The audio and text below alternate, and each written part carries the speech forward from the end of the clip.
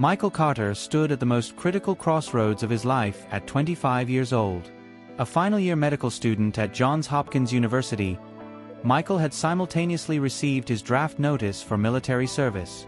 Having lost his father at a young age, he had raised himself and supported his mother single-handedly. Now he faced two choices: apply for medical residency or fulfill his duty to serve his country. One autumn morning, while walking through the hospital corridors, screams from the emergency room caught his attention. Racing to the ER, he saw a young soldier in blood-soaked military fatigues lying on a stretcher. Michael's heart began racing. This soldier was his age, and terror filled his eyes. "Doctor! Doctor!" the wounded soldier screamed. "Am I going to lose my leg?" Even though Michael hadn't graduated yet, something inside told him he needed to help this soldier. He rushed to the attending physician, Dr. Samuel Richardson. "Sir, can I help?" Dr. Richardson saw the determination in Michael's eyes.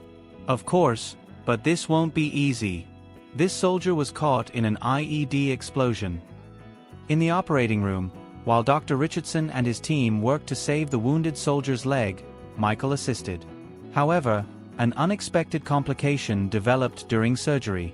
The soldier's pulse suddenly dropped and his heart rhythm became irregular. "Defibrillator!" Dr. Richardson shouted. But due to a power outage, the main defibrillator wasn't working. Michael remembered his emergency medicine classes from medical school. He quickly began manual chest compressions while giving instructions to the team.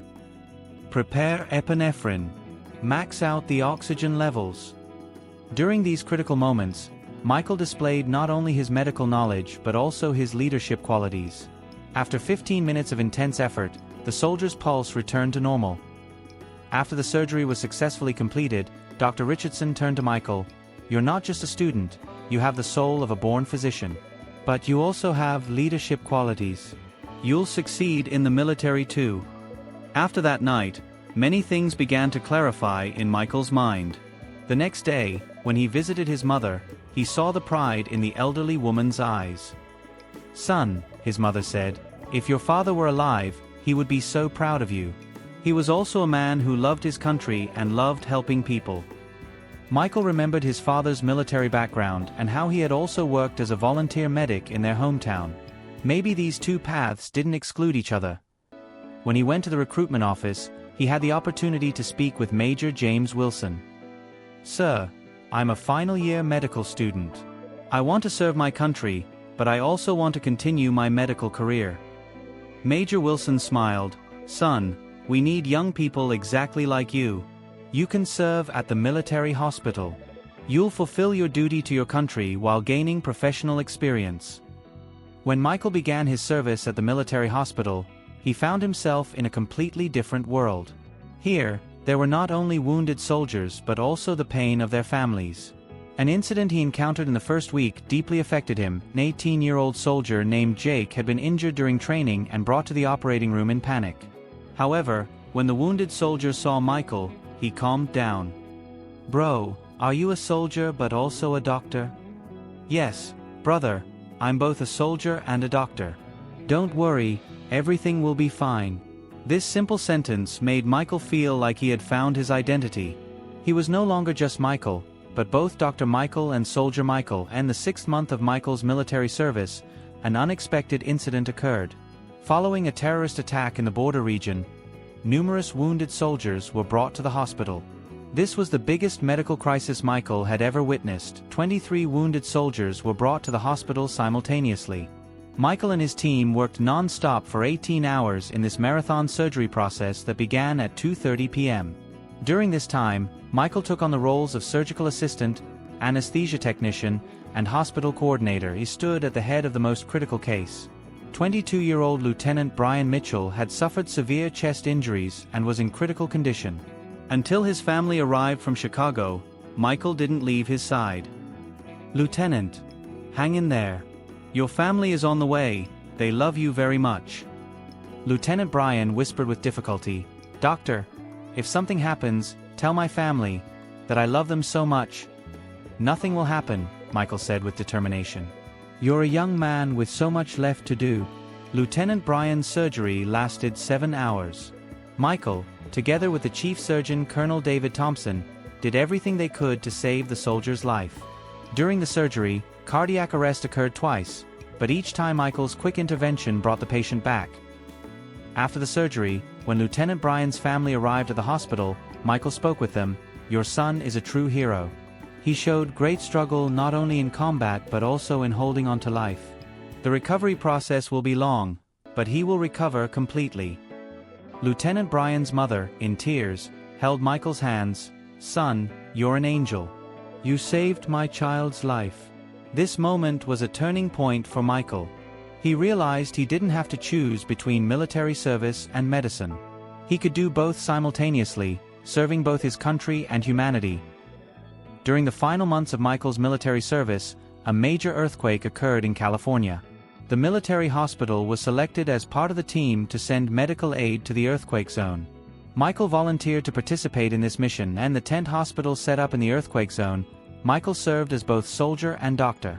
The scenes he encountered there confronted him with experiences he would never forget for the rest of his life. An 8-year-old girl named Emma was brought to the hospital after being pulled from the rubble. Her family had died in the earthquake and the little girl was in shock. When speaking with her, Michael took on both the role of doctor and big brother. "Emma, sweetie, I'm Dr. Michael. You're a very strong girl, you know that." The little girl smiled for the first time. "Doctor, are you a soldier or a doctor?" "I'm both. I protect you and heal you too." While Emma's treatment continued, Michael made special efforts to improve her psychological condition. Every day he talked with her, played games, and told her stories. The little girl began to see Michael as her big brother. One day Emma asked Michael, "Doctor, what will happen to me when I grow up?" "I don't have a family anymore." Michael answered thoughtfully, "You're a very special girl, Emma. Maybe you'll become a doctor and help people like me. Or you might become a teacher and teach children beautiful things. But most importantly, whatever you become, you'll be a good person." During this conversation, Michael was also thinking about his own future. What would he do after his military service ended? After returning from the earthquake zone, the final month of Michael's military service arrived. During this period, he received several offers: staying as a specialist doctor at the military hospital, starting residency training at a civilian hospital, or joining Doctors Without Borders. Each option had its advantages, but Michael had a different plan in his heart. When he spoke with Colonel David Thompson, he explained his idea. "Sir, I want to work in both military and civilian medicine. Could we establish a system where I could help the military hospital during emergencies while serving at a civilian hospital during normal times?" Colonel Thompson smiled and replied, "Michael, you're not only a good doctor but also a visionary leader. This idea is feasible." When Michael's military service ended, a new page opened for him. Now he worked as an emergency medicine specialist at a civilian hospital while also volunteering support to the military hospital. On the day he was discharged, the entire hospital staff said goodbye to him. The most emotional moment was when the recovered Lieutenant Bryan thanked him. "Doctor, you didn't just save my life, you also taught me what true heroism is. A hero isn't just someone who shows courage in battle, but someone who gives hope to people." Michael was moved by these words. "Lieutenant, you're the real hero. Your strength in holding on to life inspired all of us." 3 months after returning to civilian life, Michael received an unexpected letter from California, from little Emma. "Dear Dr. Brother, did you read my letter? I'm doing great now. I moved to New York with my new family. I always talk about you. They're very curious about you too. I'm doing really well in school now and my teachers love me. You know what? I want to become a doctor when I grow up too. Just like you, I want to be both a soldier and a doctor. I miss you so much and I hope we'll see each other soon. Love you so much, Emma." This letter brought tears to Michael's eyes. He realized that the impact of his work continued not just in the moment, but years later as well. As Michael's career at the civilian hospital progressed, an unexpected pandemic began showing its effects worldwide. During this crisis, Michael's experience in both military and civilian medicine became invaluable. During the pandemic, hospitals filled up and the healthcare system came under great pressure. Michael once again demonstrated his leadership qualities during this period. He mentored young doctors, provided psychological support to patient families, and cared for critical patients. One day, a 45-year-old patient named Robert Johnson was brought to intensive care in critical condition. The man had a wife and 2 children. Michael took special interest in this case. "Doctor, will my husband recover?" asked the patient's wife. Michael replied hopefully, "Ma'am, we're doing everything we can. Your husband is a strong man, he's fighting." 5 years later, Dr. Michael Carter was now a renowned emergency medicine specialist.